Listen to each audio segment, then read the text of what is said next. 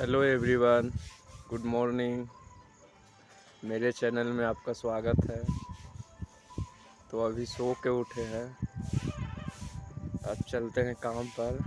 तो सबसे पहले ब्रश कर लेते हैं, खाना खा लेते हैं, जिसके बाद चलते हैं काम पर।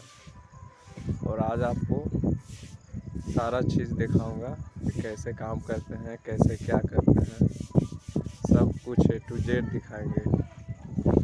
तो फिर चलते हैं, जल्दी से ब्रश कर लेने, फिर खाना खा लेते हैं, फिर निकलते हैं।